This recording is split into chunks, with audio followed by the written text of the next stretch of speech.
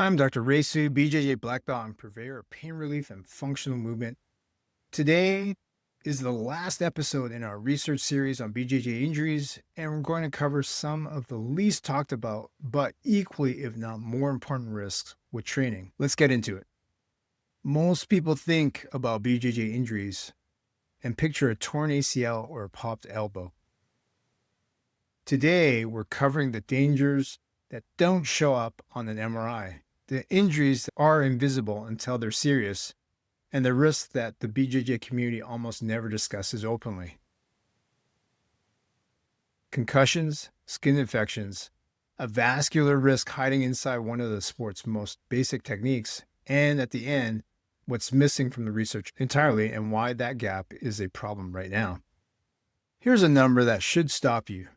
25.2%. That's the lifetime prevalence of self-reported concussions among BJJ practitioners from the first epidemiological study ever published specifically on this topic. Napick and colleagues in 2019 studied 778 U.S. practitioners. 1 in 4 BJJ athletes has had a concussion from the sport. BJJ doesn't involve intentional striking, so where are those concussions coming from? Head-to-head contact during takedowns and scrambles, an elbow or knee to the temple during a transition, being stacked hard on your head during a leg lock exchange, rapid rotational head movement during guard passing and sweep attempts. None of these are freak accidents. They're routine moments of contact that happen in every rolling session. The gender split is stark and consistent with other contact sports. Female practitioners had a concussion prevalence of 43%, nearly double the male rate of 22.9%. Prior concussion history was also a strong, independent predictor. Once you've had one concussion, the risk of another rises significantly. But the most alarming finding isn't the prevalence rate, it's what happens after. The median return to sport time after a concussion was just 3 days. 30% of athletes returned to training on the same day as their concussion. Standard sports medicine protocols require a graduated 6-step return process that takes a minimum of 1 week under the best conditions and longer if symptoms persist. The reason is second, impact syndrome. Sustaining a second concussion before the first has resolved can cause catastrophic, sometimes fatal cerebral swelling. It doesn't require a hard impact. A routine scramble is enough. BJJ has no governing body with the authority or infrastructure to enforce return to sport protocols. Most gyms operate on gym culture, which currently says, get back on the mat as fast as possible. That culture is, according to the research, genuinely dangerous. If I asked you to name the most common medically diagnosed training injury in BJJ, you'd probably say the knee. You'd be wrong. The McDonald 2017 study found skin infections were the most common injury category requiring medical attention. More common than knee injuries, more common than elbow injuries. 4 pathogens matter in this sport. Ringworm, which is a fungal infection, not an actual worm, staph and MRSA, herpes gladiatorum, and impetigo. All 4 spread through the same 2 routes, skin-to-skin contact and contaminated surfaces, meaning your mat, your gi, your rash guard. Ringworm prevalence in grappling athletes has been measured at 20 to 77% across different study populations, 1 in 3 to 4 practitioners at minimum. Staph and MRSA are in a different category of seriousness. MRSA, methicillin-resistant Staphylococcus aureus, doesn't respond to the antibiotics that treat ordinary staph. It can escalate from what looks like a small pimple or mat burn to a deep tissue infection requiring hospitalization within days. Every mat abrasion is a potential entry point. Herpes gladiatorum, spread by skin-to-skin contact, establishes a lifelong latent infection. It can't be cleared, only managed. Prevention is entirely achievable but requires consistency. Things like showering with antibacterial soap immediately after every training session, washing your gi and rash guard after every single session, and not every few sessions. Cover all open wounds before training, and critically, not training if you have an active skin infection are all important factors.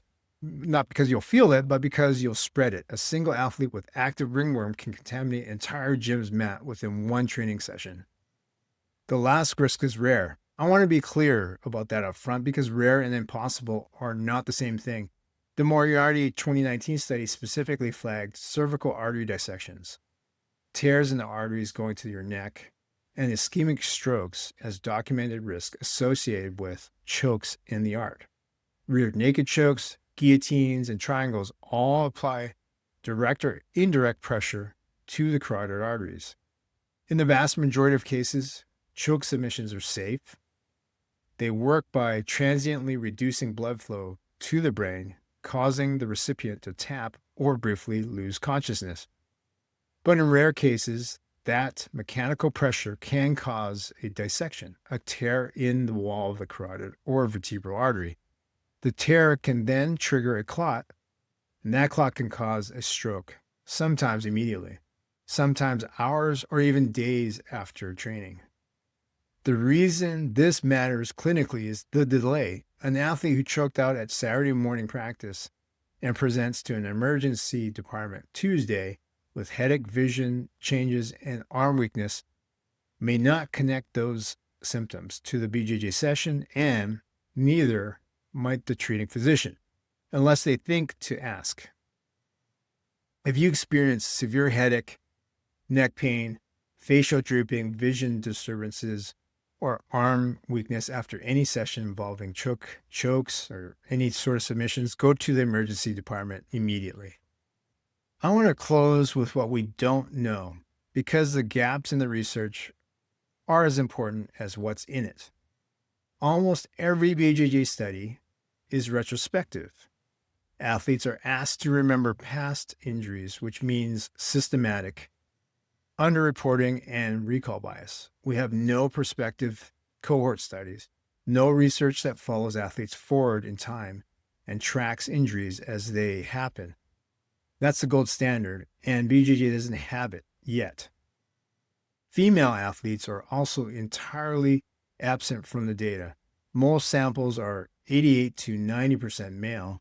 What we do have suggests female practitioners have dramatically different injury profiles, especially for concussion. They deserve dedicated research, not footnotes. Heel hooks, the technique that defines modern no-gi competition, have almost no dedicated injury research. We know they're dangerous. We don't have the data to quantify how dangerous relative to other techniques or to inform evidence-based rulemaking. Masters Division BJJ athletes over 40 is a large and growing segment of the sport. Their injury profiles are different. Their recovery times are different. And their risk factors are different. There is essentially zero research specifically on this population. These gaps matter because the sport is growing faster than the science. More practitioners means more injuries at absolute scale, and a community making decisions about training, competition, rules, and gym safety without the evidence it needs. That's a wrap on the series. 4 episodes, 12 peer-reviewed studies, 11 years of evidence. The summary: BJJ carries real but manageable risk. Most of it lives in rolling. The knee is always the number one injured area. Tap early. Take concussions seriously. Your gym almost certainly doesn't have a protocol for concussions yet. Shower after training, wash your gi, and know the signs after a choke submission. And if you're a coach, a gym owner, or anyone with influence over a BJJ program and how it runs, the research is here. Use it. The sport will be better for it. Full citations are linked below. If you felt you learned some things through this series, please share it with your training partners. I'll be sharing more great content to keep you on the mats training. Please hit subscribe so you don't miss the next one. If you'd like to learn more about how to stay on the mat, training and rolling long-term, check out my free 5-day e-course on how to stay injury-free and durable on the mat at the link below. Thanks for watching. See you next time.